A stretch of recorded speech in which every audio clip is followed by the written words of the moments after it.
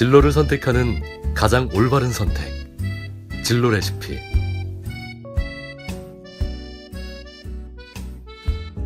안녕하세요. 진로 레시피입니다. 공부라는 단어는 언제나 시험을 생각나게 합니다. 시험을 위한 공부가 공부의 목적이기 때문에 공부라는 단어는 언제나 스트레스의 원천이 되는데요. 성적과 등수가 나오는 공부는 우리 청소년들을 지치고 두렵게 만듭니다.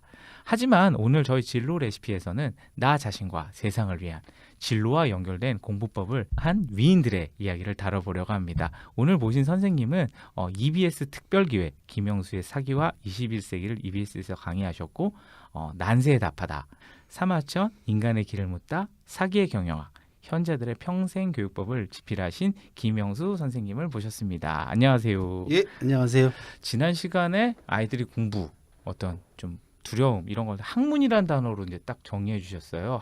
배우고 질문하면 관심이 생기고 그게 정말 공부가 된다. 이렇게 정리를 해주셔가지고 되게 뭐랄까 이렇게 싹 정리가 되게 그래요? 예, 학문이란 단어 공부를 왜 해야 되는지도 내가 질문이 안 생기면 공부 그 과목이 나랑 관계 없는 건 아니죠, 근데. 관계가 있긴 하죠. 근데 지금 당장 저게 무슨 관계가 있을까라고 하는 의심이 그러니까요. 들죠. 예를 들면 뭐 수학 같은 경우 그런 얘기 많이 하거든요. 그러니까 뭐 확률 막 이런 거 들어가고 뭐 좀 어려운 거 나오면 친구들이 제일 많이 하는 게 이거 내가 왜 공부해요? 그러니까 그것도 이제 아까도 그런 말씀 드렸잖아요. 전략과 전술이 필요하다. 학부모도 그렇고 어른들은 특히 그렇고요. 선생님들은 더 합니다. 뭐 저도 학교 다닐 때 수학이 정말 지긋지긋해서 저희 때는 또 다 주관식이고 해서 맨날 빵점 맞았는데 지금 와서 생각해 보면은 그 수학이 철학이더라고요, 보니까. 그것도 사세기 결과물이더라고요. 그렇죠. 네. 이런 것들에 대한 선생님들의 공부가 또 필요하다. 그죠? 확률 같은 게 나오면은 뭐 어려울 거 없죠. 카지노 같은 거 한 번씩 이렇게 견학도 하고 예를 들면 그렇죠. 거기에 대한 부정적인 피해, 그렇죠. 폐해 이런 것들도 또 같이 보면서 저도 비슷한 경우. 확률을 얘기해주면은 네네. 금방 와 닿죠. 저희 애가 저도 도박에 대해서 붙더라고요. 그래가지고 그걸 진짜 설명해 주는 게 확률이 제일 좋더라고요. 자, 10명과 내가 경기했을 때 그렇죠. 누가 이길 수 있어? 뭐 이런 식으로 이게 수학이 또 저도 얘기하면서 이게 또 써먹네 나도 이렇게 생각을 했습니다. 근데 지금 그러니까 지금의 청소년들을 보면 이제 시험을 위한 공부를 하면 참 많이 지치는 것 같아요. 공부가 좀 힘들기도 하죠. 근데 과거에 사셨던 분들을 보면 공부가 즐거웠다고 하고요. 공장님 같은 경우에는 뭐 15세에 공부의 뜻을 세웠다고 하시고 하는데 그런 방법은 좀 안 힘드셨나 봐요. 이분들은 왜 그랬을까요? 에이, 그럴 리가 있겠습니까? 근데 그분들은 왜 공자 허세인가요? 그런데 공자님이 뭐라고 돈에다 얘기했냐 그러면 쓰시는- 아는 것보다는 좋아하는 게 낫고 예, 좋아하는 것보다는 즐기는 게 낫다 그랬잖아요. 그래서 예, 즐기라고 얘기하잖아요. 요즘 그렇죠. 뭐 우리나라 같은 경우는 골프 여성 골퍼들 보면은 뭐 물어보면은 다 그렇죠. 즐긴다고 얘기를 하잖아요. 그렇죠. 그러니까 공자님이 그런 얘기를 했다는 얘기는 뭐냐 그러면은 그런 단계가 있다라는 거를 평생을 통해서 발견을 한 거죠. 그래서 그거는 시행착오로 상당히 거듭했다고 봐야 되고 15살 때 공부에 뜻을 뒀다는 얘기는 이제 겨우 그때쯤 돼가지고 이제 공부 좀 해볼까? 라고 생각했다는 거예요. 중2 때. 그렇죠. 그러니까 빠른 거 아닙니다. 그렇게 받아들이면 저는 그걸 어떻게 받아들이냐 공부하다 보니까 나랑 좀 맞아. 그걸 이제 중2 때 알고 비슷해. 좋아. 예, 내가 좀 비슷합니다. 해보야겠네. 이렇게 받아들이니까 이분은 위인이구만 이런 생각이 들더라고요. 그러면 이제 공자에 대한 이야기를 좀 이어가 보겠습니다. 공자님은 어떤 공부를 하셨나요? 어떤 공부를 하셨길래 그렇게 공부의 뜻을 세우고? 공자님은 이제 출신 성분 자체가 귀족 출신이 아니고 평민이었거든요. 이제 평민으로서 과거의 중국 역사를 공부를 해보니까 네네. 주나라의 제도와 문물이 가장 완벽하더라는 거예요.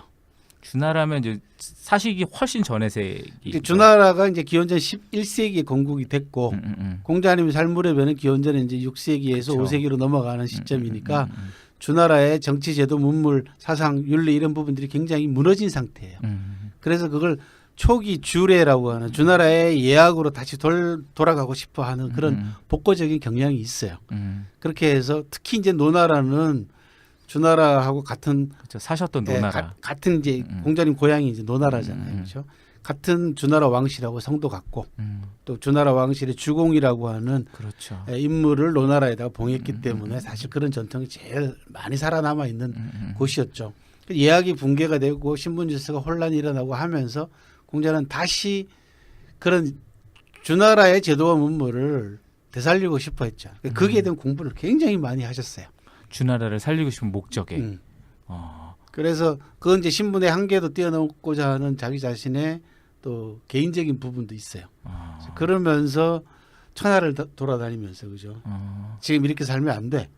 이렇게 전쟁 일삼고 서로 해치고 이렇게 뭐 부자지간 그다음에 군신지간의 관계가 이렇게 살벌해서는 안 된다라고 하는 그래서 이상적인 형태로 다시 돌아가야 된다라고 하는 정치적 이상을 열심히 설파하고 돌아다녔지만은 결과적으로 맞아요. 그 부분은 안 됐죠. 그래서 어떻게 갔어요? 교육으로 갔잖아요. 선생님이 되잖아요. 이제. 그렇죠. 그래서 밑에는- 중국 역사상 최초의 사학을 여는 그래서 만세사표라고 하죠. 만세 동안 영원한 스승의 모델로 남아 있죠. 그분도 이제 당신의 진로는 뜻대로는 안 되셨는데 어떻게 더 잘 되시 우리 그렇죠. 남은 네. 세대에겐 더잘 말년에 자기 경험들 이런 부분들을 음. 전부 다 아울러서 종합을 해서 제자들을 가르치고 또 우리가 흔히 알고 있는 공자님이 그렇게 딱딱하거나 뭐 근엄하거나 그런 거하고는 또 다른 측면들이 많아요. 공자님이 유머도 풍부했고 그런 분이셨어요? 예, 뭐 굉장히 유머가 풍부했죠. 그래서 논어를 읽어보면은 제자들과의 대화가 굉장히 자유분방한 대화가 오고 간다고요. 예, 그리고 음악을 굉장히 좋아하셨죠. 그래서 좋은 연주를 들으면 반드시 앵콜을 신청할 줄 아는 그런 정도의 감각도 갖고 계셨고 그 다음에 무엇보다도 경험이죠. 약 15년에 걸친 천하 주유에 따라 가지고 겪었던 경험들 이런 부분들이 학문과 같이 녹아남으로써 많이 거느릴 때는 3,000명의 제자를 거느렸다고 할 만큼 엄청난 제자들을 식비만 해도 엄청나게 드셨겠네요 그때. 그렇지 않아요.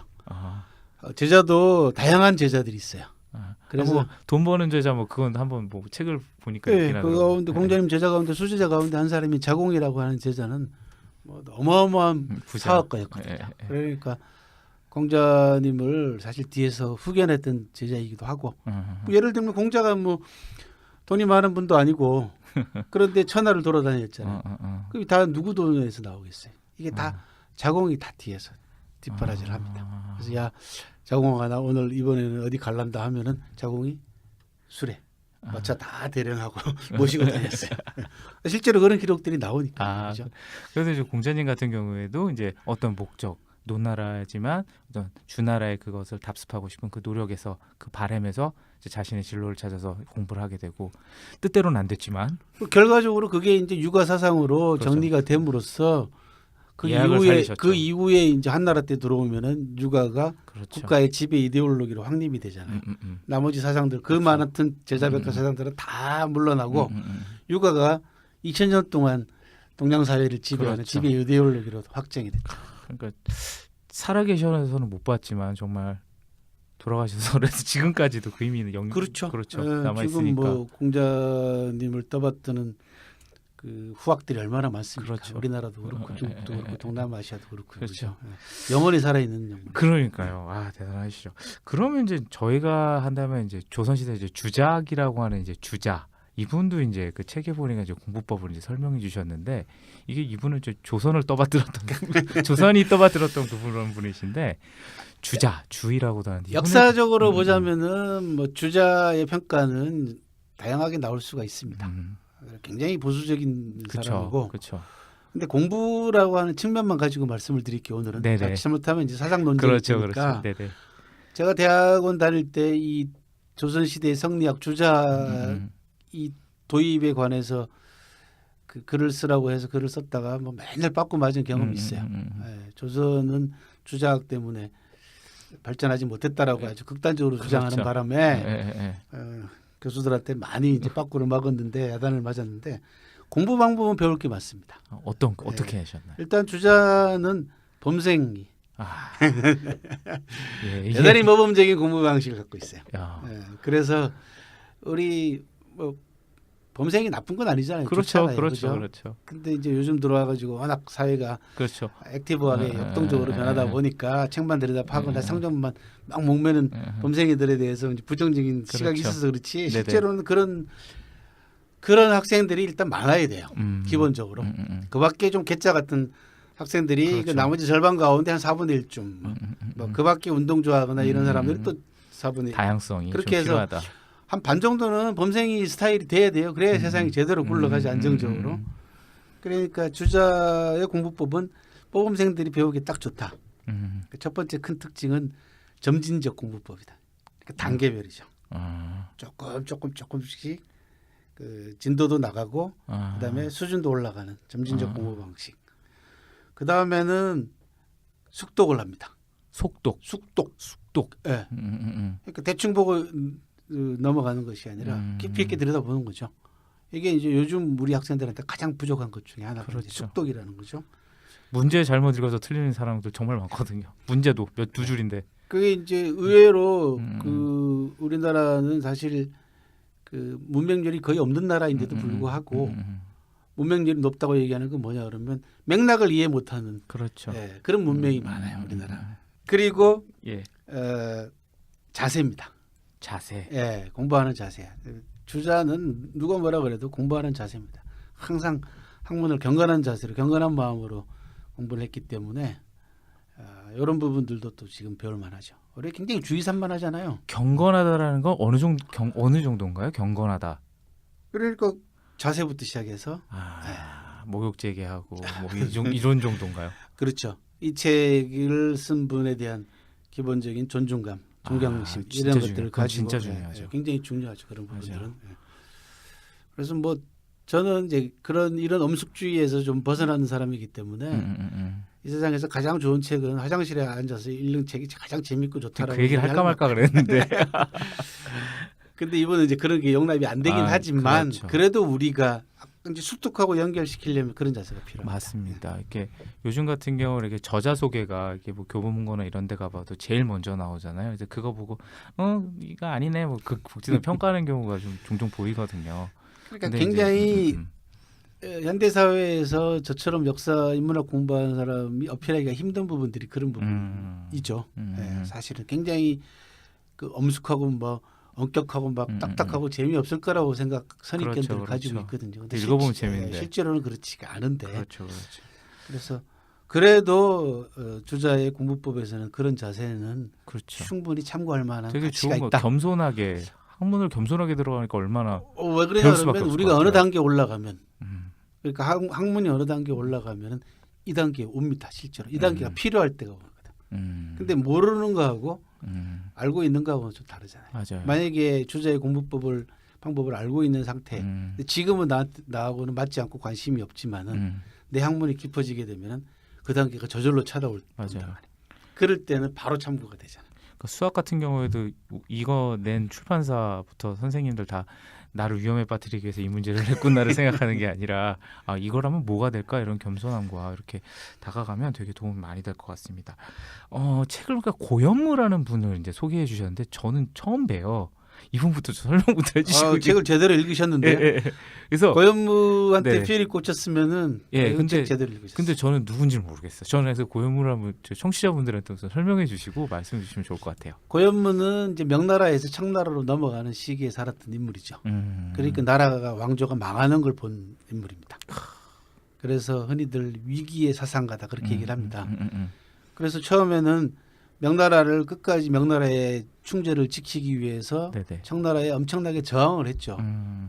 그래서 이름도 바꾸고 도망 다니고 뭐 하다가 고현무 가장 뛰어난 그 우리가 배워야 될 점은 뭐냐 그러면 도망 다니면서 백성들이 사는 모습을 직접 목격을 하게 되는. 그 지식인으로 태어나서 만약에 명나라가 안정된 시점에 살았으면 그냥 사상가나 편안하게 공부하다가 그냥 갈 뿐이지만 네네네. 이게 위기 그다음에 엄청난 전환기에 딱 들어왔을 때 지식인들이 어떤 태도를 취하느냐가 잘 보여지는 대표적인 케이스 가운데 하나죠. 되게 배운 사람이면 좀 나약한 영혼을 가지고 있는 사람 같으면 이제 청나라에 아부해서 좋은 벼슬 하나 얻어서 그죠? 그냥 내 일심 편안하게 살고 네네. 내 집안 편안하게 살고 그냥 가겠지만 이분은 그게 아니라 음. 청나라를 한번 끝까지 한번 충성을 다해보자라고 해서 음. 피신하고 도망 다니는 와중에 백성들이 살고 있는 모습을 접하게 되고 그러면서 한 단계 더 나아가서 도대체 왕조 체제가 뭐냐. 그래서 체제에 이제 의문을 갖습니다. 그 당시에는 엄청난 반영. 어마어마한 거죠. 반영. 예, 말도 엄청 못하게 엄청난 반영이잖아요. 겁니다. 예, 그래서 궁극적으로 고현무는 어떤 생각까지 이루게 되냐면 천하 흥망은 필부유책이다라는 유명한 말을 합니다. 그게 무슨 뜻입니까? 천하가 한 나라가 흥하느냐 망하느냐는 보통 사람들한테 달려있다. 오늘날 민주의식이죠. 그렇죠. 국민의 힘이라고 네, 불리는. 백성들한테 달려 책임이 백성들한테 있다고 그런 아주 근대적인 민주적인 사고방식으로까지 이르게 되죠.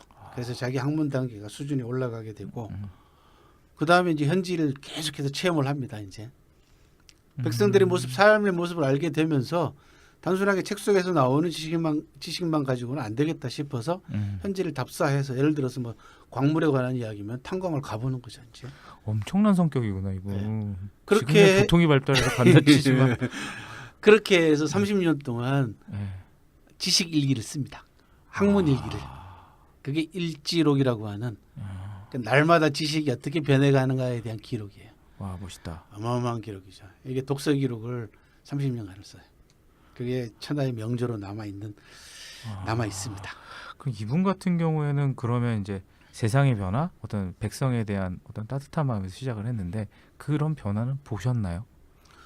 그런 변화를 봤기 때문에 이게 가능했죠. 아, 그 지식은 아까도 말씀드린 대로 두 가지입니다. 변화를 보고도 그 변화를 애써 무시하는 지식이 있고 그 변화를 보고 내가 해야 될 역할이 뭔가라고 하는 사회적 책임감으로 재무장해서 백성들과 더불어서 또 백성들에게 뭔가를 의미 있는 걸 나눠주기 위해서 애를 쓰다가 가는 지식인이 있고 그렇게 해서 지식인의 질도 갈라지는 겁니다. 그리고 장렬하게 순국하죠. 이분. 그러니까 앞에 이제 저희가 설명드렸던 주의 문화로 좀 반대되는 공부법인 것 같아요. 그분은 이제 모범생 스타일, 책상에서 책을 보면서 사상하고 체제 수능적인 지식. 그렇죠. 그렇겠지만 고현무님 같은 경우에는 자기가 직접 체험하면서 정말 이런 공부를 했고 그게 또 세상의 변화도 보고 그러니까 되게 신났을 것 같아요. 오히려 전 개인적으로 고현무 한 표입니다. 우리 사회의 변화상을 보더라도 이 고현무의 사상이 얼마나 오늘날에도 그렇죠. 유용한가라는 것을 이제 금방 알 수가 있죠. 우리도 훌륭한 정치가들이 뭐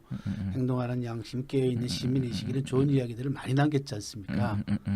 이게 천하공망이 필부들 보통 사람들 책임이다라고 하는 이 의식이 벌써 수백 년 전에 나왔다라는 게 다 훌륭한 이제 그렇죠. 자산이 되는 정신적 자산이 되는 거죠. 예. 그러니까 그런 큰 그림을 보면서 자신을 움직였고 자기 미래를 만들었다는 건 정말 대단한 것 같습니다. 그 소설가 루신도 이제 재밌더라고요. 그러니까 이 부분도 좀 루신이 누군지부터 조금 잘 설명을 부탁드릴게요. 노신은 뭐 중국을 대표하는 문학가죠. 그죠? 예. 중국 역사 전체를 통해 가지고 문학가 한 사람을 추천하라 그러면 노신을 추천하는 사람이 제일 많을 만큼 그러니까 국보급 뭐 영국 사람들이 셰익스피어를 놓고 인도하고도 안 바꾸겠다라고 얘기했잖아요, 그죠? 예. 아마 노신도 거기 그렇죠. 못지않을 문학가이죠. 그리고 더더군다나 노신은 원래 의학을 공부하던 의사가 되려고 하다가 중국 민족이 고통받고 그다음에 탄압받고 또 무시당하는 걸 보고 이것만 가지고는 내가 중국 민족을 구할 수 없겠다. 몇 사람 구하는 거 가지고는 안 되겠다 싶어서 중국 민족을 구하는 방법으로서 문학이라고 하는 방법을 수단을 바꾸죠. 네, 보통 사람이 아닙니다. 그리고는 중국인이 가지고 있는 문제점들 아주 처절하게 해부를 하기 시작을 합니다. 소설을 통해서 그게 뭐 광인일기라든지 잘 아시는 악규정전. 네. 그다음에 뭐 공을기 뭐 이런 작품들이 전부 다 중국인들의 열악한 그 습성이라든지 그다음에 중국인들의 나쁜 성격이라든지 그다음에 세태라든지 이런 부분들 그렇게 해서 노신이 제기한 그 유명한 악규정전에서 제기한 게 정신승리법이라는 거죠. 이게 사실은 이 부분은 우리나라 사회에도 굉장히 많이 팽배해 있어요. 하다가 안 되면은 에이 뭐 그죠. 우리 이소부에 나오는 심포도하고 똑같은 거예요. 에이 저건 쉬어 이러고는 포기해버리는. 저놈은 원래 그런 놈이야라고 얘기하면서 자포자기하거나 아니면 상대편에게 굴복하거나 하는 게 전부 다 정신승리법이죠. 그렇죠. 그런 걸 보면 지금 말씀해주신 이제 공자라든지 주의라든지 고현무라든지 루신, 그러니까 노신 이야기를 들었는데 이분들 같은 경우는 공부하는 목적이 다 있으셨어요. 그래서 이제 좀 궁금한 거는 이제 쓰셨던 책도 이제 현자들의 평생교육법, 이제 현자들을 이제 다 이제 연구를 하셨는데 이분들의 공부법의 공통점이 좀 보이셨을 것 같아요. 어떤 것들이었나요? 이건 뭐 제 경험하고도 일치가 돼서 사실은 이 책을 쓰게 된 이유도 사실 거기 있거든요. 제가 공부해 나가는 학교 다닐 때 공부는 참 지지리도 못했거든요. 그러니까 성적이 엉망이었다는 거죠. 의외입니다. 저희 때는 한 반에 한 60여 명 에, 에, 정도가 한 반이 그 정도로 많았는데 네네. 한 4, 50등 했으니까 엄청 못한 거죠. 에. 근데 책은 많이 읽었어요. 아, 근데 지금 이야기하고 대화 나누고 하는 거의 모든 대화의 뿌리가 에. 그때 청소년 때 읽었던 책들한테서 나오더라는 거죠. 아. 그러면서 옛날 사람들이 공부를 어떻게 했는가라는 걸 보게 되니까 아 결국은 내 방법이 틀린 것이 아니다라는 것.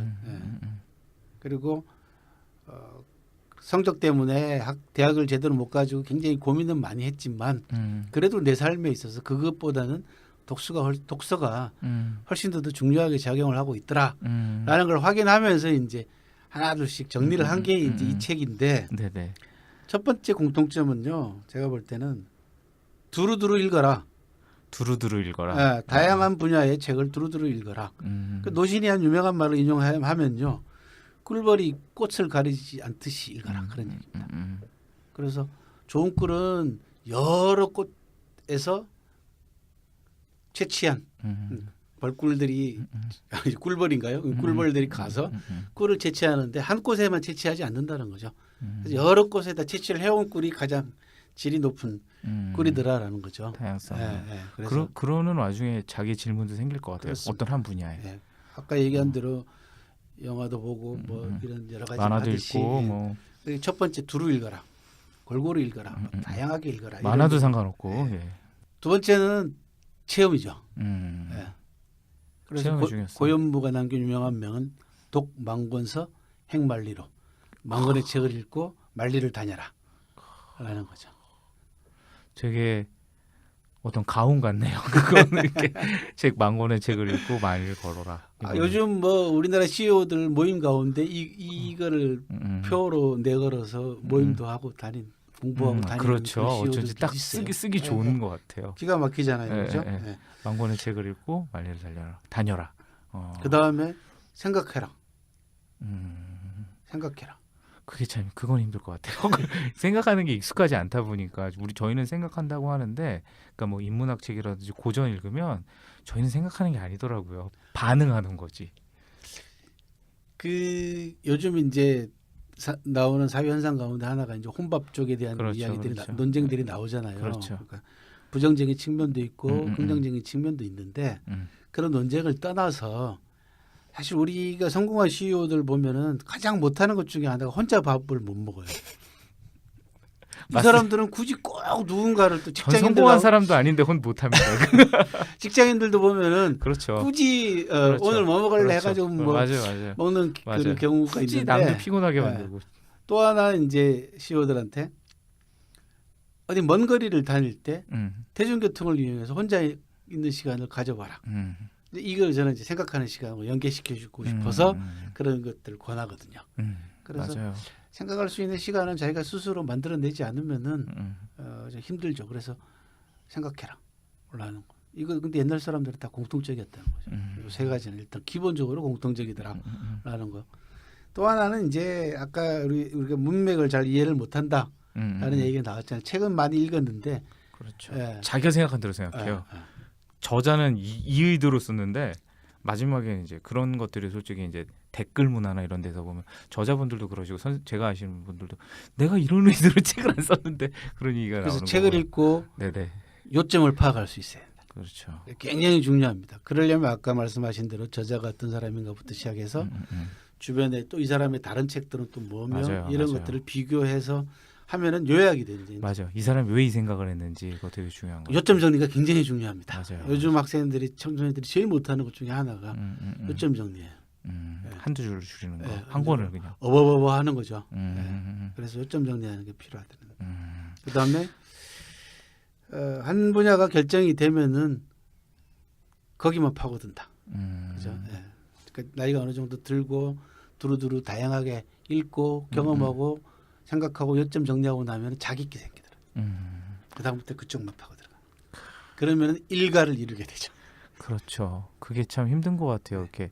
근데 그 내가 뭘 할까요? 내가 뭘 해야 될지 모르겠어요에 대한 답이 오늘 좀 나온 것 같아요. 해주신 그 현인들의 공통점 이렇게 두루두루 해보고 꼭 몸으로 체득해보고. 그래서 경험이라는 거는 좀 잔인하긴 해요. 맞아요. 왜냐하면 겪어보면 힘든 맞아요. 부분이 많잖아요. 그렇죠. 하지만 경험은 잔인하지만 확실한 스승이다. 아주 그냥 좋은 거침없이 부딪히고 네, 부딪히고 거침없이 도전하라 이렇게 얘기를 맞아요. 하고 싶네요. 뭔가 해보지 않고서는 답이 안 나오는 거니까 그런 식으로 좀 책에서부터 이 현인들의 어떤 중국 고전에 나오는 분들이지만 이런 분들의 어떤 배움을 통해서 저희가 오늘 좀 많이 알게 된 것 같습니다. 끝으로 이제 한국 사회하고 비교해서 한 가지 드리고 싶은 말씀은 뭐냐 그러면 책임 의식. 그러니까 한국 사회 보면은 학벌 좋고 성적 좋아서 좋은 대학 나오고 그다음에 좋은 자리 있으면서도 책임 의식 부족 때문에 결과적으로 나라와 국민들을 힘들게 만드는 경우를 지금 우리가 실감하고 있지 않습니까? 그래서 사회적 책임감 굉장히 중요합니다. 이런 것들은 당대 자기 자신뿐만 아니라 미래의 후손들을 위해서라도 굉장히 필요한 자세 가운데 하나다. 그런 걸 좀 가지셨으면 좋겠다. 예. 예. 하여튼 선생님 말씀 너무나 감사드립니다. 저희가 이제 2회에 걸쳐서 위인들의 공부법에 대해서 알아봤는데요. 이제 학문이라고 얘기해야 되겠죠? 어떠셨는지요? 자신의 삶의 방향을 정하고 그 방법을 향해 몰입하고 공부한 위인들의 이야기가 참 감동적입니다. 공부는 시험만을 위해 존재하는 것이 아닙니다. 자신의 미래와 진로를 위해서 공부를 시작해보면 어떨까요? 아니, 학문을 시작해보십시오.